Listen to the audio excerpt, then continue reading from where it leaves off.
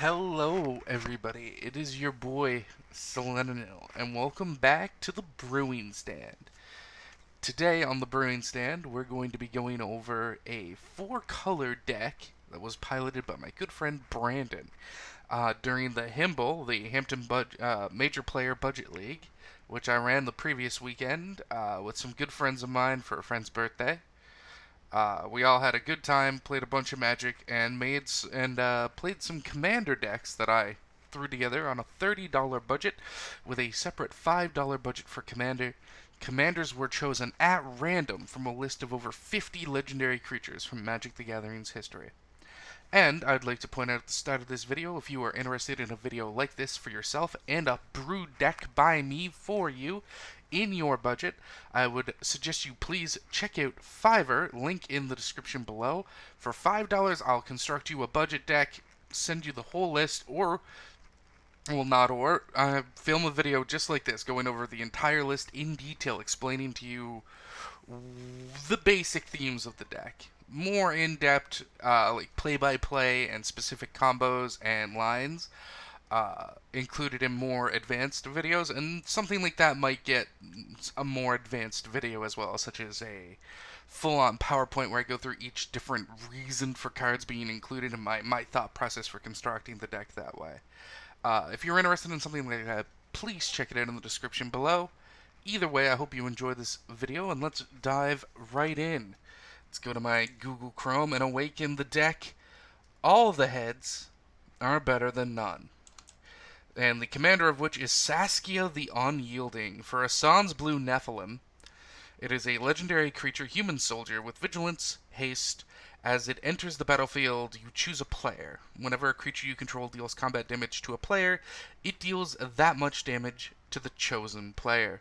Which basically means if one of your opponents is open and you can swing at them, you get to deal damage to two opponents. And in a one-on-one situation, whenever one of your creatures hits your opponent, you're dealing double damage if your commander's on board. And you're going to see very quickly that that is the theme of this deck. In fact, we're going to jump past all the creatures, past the spells, down to enchantments, where you're going to really see some of the easy win lines in the deck. Dictate of the Twin Gods. If a source would deal damage to a permanent or player, it deals double damage to that player instead. With Saskia, this lets us deal double or potentially quadruple damage to our target. Street Riot, giving +1 and 0+ trample, so that even if your creatures are getting blocked, damage is still getting through and spreading between players. Bitter Feud, another way to double damage, or have it so two players are incentivized to punch each other instead of you. Berserker's Onslaught, giving everything you control double strike. If this is just card advantage, card draw, it's a good card in this deck. And Breath of Fury, another solid win condition. If you manage to get in for combat on one turn, you sack one of your creatures, move Breath of Fury to a different creature, on tap, begin another combat phase, and you can keep doing that as long as you keep managing to deal damage to a player with the creature affected by Breath of Fury. So you're already seeing 5. We're going to exclude the card draw. That's mostly just there for value. You're going to be seeing 5 decent win conditions built into this deck. Now, keep in mind, this deck was constructed on a $30 budget at cardkingdom.com. Not sponsored, but hey, Card Kingdom, if you ever want to sponsor somebody who has almost no viewership and no subscribers, I'll take it. So you can imagine that a fair bit of the budget was spent on lands. Constructing a mana pool for this game as someone who doesn't normally build more than 2-color decks, that being me, was an interesting challenge to set this up for my friend, who was the person whose birthday it was, and the reason we were even doing the Budget League. So we settled for Cinder Barrens, Evolving Wilds, some Guild Gates, more Guild Gate because they are cheap and effective dual lands. We're also running 3, I believe. 4? No, 3. 4. 4 of the Tri-lands from the Khans of Tarkir block and beyond. We are running the Jund, the Abzan, the Mardu, and the Naya Tri-lands. We're also running a Gruul Turf. A lot of this deck is in green and red, so trying to focus on that for the one double up land that we were running seemed important. We were also running Terramorphic Expanse for mana fixing, and a Handwear Battlements because we were running the Handwear Garrison in this deck as well, because if you're dealing double damage to someone and you end up swinging with 13 points of damage with Trample and Haste on 7 of it, that's a pretty good turn for you. So now that we've seen the enchantments, which very clearly have a very focused goal, and the lands, let's go back up and deal in with the creatures. Now remember, the name of the deck is All the Heads Are Better Than None. That is because this deck is running several Hydras, and it's trying to utilize Hydras and their utility for big plays. We're running Apocalypse Hydra for easy double up counters, and potentially ping damage if someone is low and they manage to get a board you can't get through, or prevent some way for you, just so you physically can attack them but you have them low.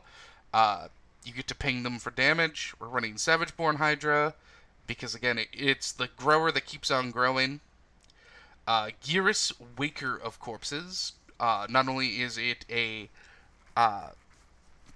decent Hydra, which doesn't just enter with a number of counters equal to X, it automatically comes in as a 3/3, even if you pay 0 for X, because it's just equal to the amount of mana spent on it. Beyond that, it gets to recur creatures, which is very good. We've already mentioned we're running the Handwear Garrison. Anything that generates a few tokens when it attacks is just good in a deck that wants to either go wide or go big, but it wants to do either of them, and it wants to do them as quickly as possible. Beyond that, other Hydras we're running are Phyrexian Hydra, 7/7. In fact, just win the game, basically.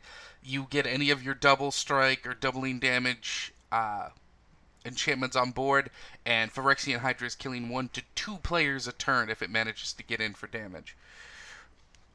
Excuse me.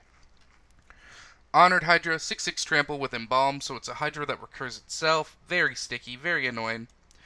Oran Reef Hydra, it's a Hydra that gets to grow, and we are running 10 forests in the deck, so it has potential to grow a lot more, basically.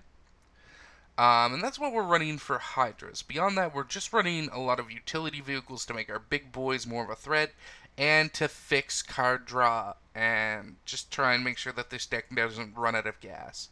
We're running Curian Elves, Zertar Druid, Llanowar Tribe, Springbloom Druid, Leyline Prowler. We're just trying to get as much ramp as we can, and if we can get that ramp in the form of a creature that is also a decent threat that can hit multiple targets at once, it's very good. Because on turns where you don't have anything, you can swing with some of your 1/1s or your 2/3 here with Death Touch Lifelink, and if the board's open, you get to hit 2 people. It just makes them all deal double damage, and it's very good. We're also running the Draconic Disciple, again another mana dork that in the late game can become a 5/5 to finish someone out. We're running Alesha, who smiles at death. There aren't too many creatures in this deck with a power 2 or less, other than the Hydras, but for most of the Hydra, you don't want to return them because they come back as 0/0s. Keep in mind that this is the budget version of this deck. There are other Hydras I would definitely put in this deck to make it way more efficient. But the cool thing with Alesha is that she can hopefully recur mana dorks. Because if someone's ramping out with Llanowar Tribe, Draconic Disciples, Zertar Druid, people are going to start removing those because they know you're hankering for some mana fixing. And Alesha provides an opportunity to get that back. I do, however, think she's one of the weaker parts of the deck, and when we move to upgrading it, it's probably one of the ones that'll get cut, added to my collection to make her own commander deck later, because I'm a huge Mardu fanatic. We're also running Audacious Thief from M20, just great card draw. The Brutal Horde Chief, really good. Whenever your creature you control attacks, you get to drain the defending player. That's real good. And getting to determine how creatures blocks basically reads pay 5, all but one of your creatures is unblockable this turn. Because you spend the 5 mana, you pick your target, you dedicate all of their creatures to block your 1/1, and then your 7/7 Infect Hydra gets in for double damage, wins the game. We're also running Grand Warlord Rada, because if you do manage to go a little wide with lower rank creatures that you don't really need the ramp for long term anymore, you swing with all of them, you get a bunch of mana to drop a big creature right out of the gate, or you can use this for combat tricks. Did not mean to click that, did a finger twitch. And again, it's a really good card that if I'm going to upgrade this deck, probably would end up getting cut for just another bigger, badder thing and added to the collection. Now, we already do own a Grand Warlord Rada deck, which I might do a video on at some point, that isn't budget restricted like these were. And I don't think we're going to build a second, but who knows? A friend of mine might want a Rada deck for themselves. We're also running the Ogre Battle Driver. Amazing card, giving every creature you control +2/+0 and haste when it enters the battlefield. Again, dropping the Phyrexian Hydra. Why can't I see it? Giving it haste and making it a 9/7 means if you have any combat trick in your hand, you're probably killing someone. Ankle Shanker to give your creatures first strike, death touch. Just scary removal. If you do mana, this turns all your mana dorks into just murder an enemy creature and keep your mana dork. Again, probably a card that would be cut in upgrades, but it had a clear line in the deck. Gun of the Blood Flame, a way to flash out and hopefully recur big creatures if you end up coming under a board wipe. Preferably something like Ingrath's Marauders, Foe Razor Regent, or Thorn Elemental. Of course, we're also running Kothoped the Soul Hoarder, because you're hopefully going to be having creatures dying a lot in this game, and this is just going to draw you value.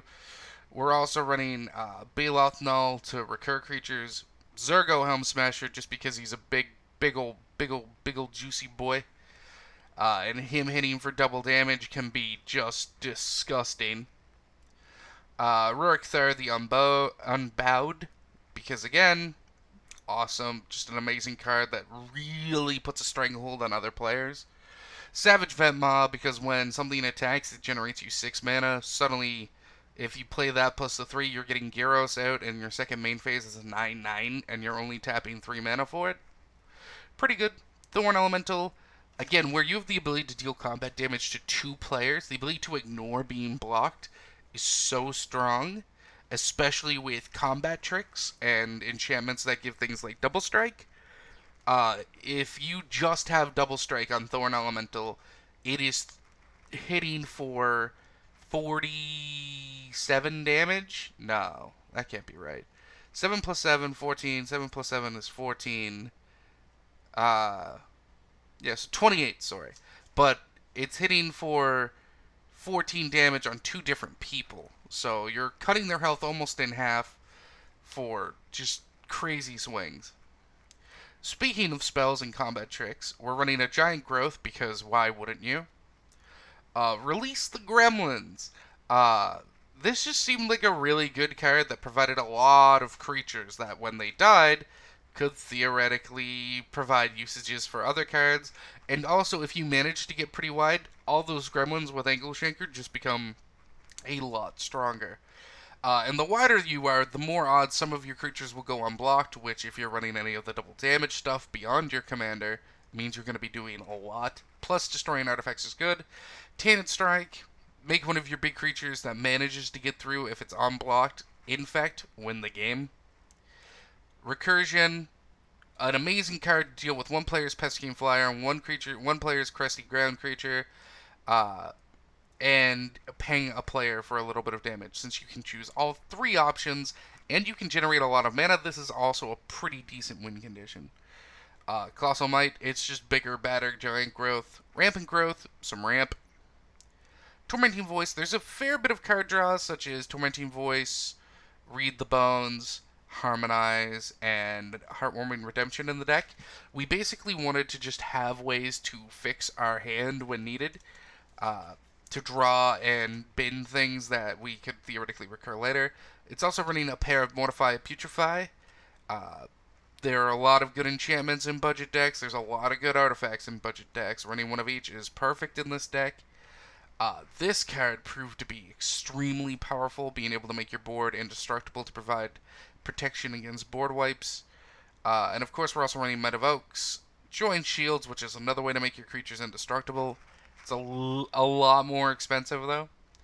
And Become Immense is amazing. The usually ends up with a fair bit of cards in ban, especially if you're dropping your combat tricks and draw cards. So being able to give something that manages to get through +6/+6 for 1 green, pretty good. Moving on to probably the most lackluster part of the build, it's artifacts. We're running 3 Signets because mana. We're also running a Fire Shrieker because Double Strike is just really good. Fountain of Acre for a little bit of mana, and Emergency Dinosaur when you need it. Vessel of Endless Rest, record one of your really key pieces, and it's a mana rock. You just win the game if you manage to attach this to the right creature. You manage to get a 9/9 or even Zergo Helm Smasher on this and just make everything else get +7/+7. Your attacks become horrifying. And then we're running Parhelion 2. We got a lot of big creatures. It's easy to crew this. And the fact that it's a 5/5 with First Strike Vigilance that's pumping out 2/2/2s each turn with Flying and Vigilance means that not only are you going to get the option to start going wide, you're going to be going wide in the air. And in a budget deck, you can't imagine too many people having a perfect response to that. And that's basically the deck in a nutshell. Um, it's a very interesting deck that has the option of going wide or going big, but as long as it goes, it's going to do all right. I want to thank everyone for coming by. If you have any comments about ways we could upgrade this deck, or things you might have suggested differently, or just have questions about the thought process for it, leave a comment down below. Still out.